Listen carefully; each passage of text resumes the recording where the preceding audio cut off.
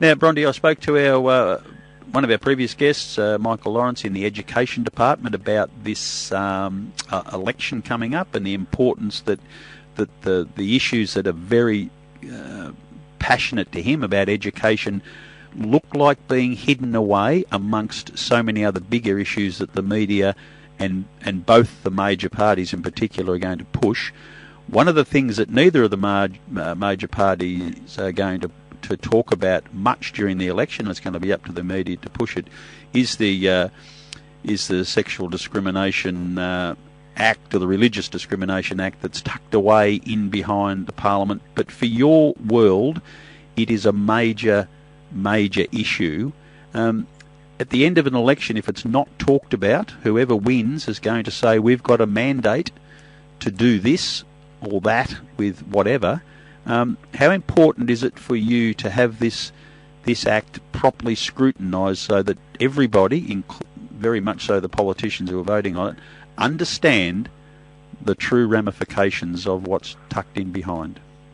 It's really important, and I think it's probably the subject of a whole other chat with you at a later date. But you're spot on that if this sort of topic, and there's obviously others as well, are not raised, and if candidates are not questioned about their stance on it, then it could easily just happen.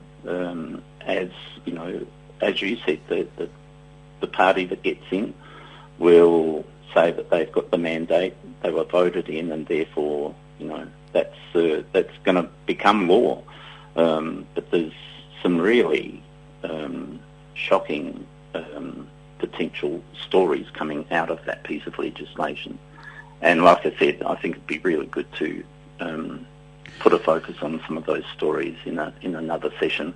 Yeah, we definitely will. When the election is called and we know what we're dealing with, and we're about interviewing candidates, whether they be incumbents or new potential candidates for the electorate, I really do want to get you back to talk about this, because what people don't understand is what could happen, what doors are opened up that we thought would have been well and truly closed by now, because this bill will change, we won't use the word perception, but the perception that the average citizen might have of the new world we live in based on post-marriage equality.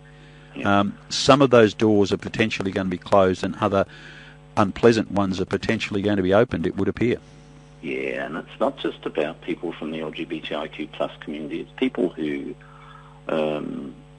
are people with a disability. It's got ramifications potentially for people who seek services from various religious organisations or aged care, for example.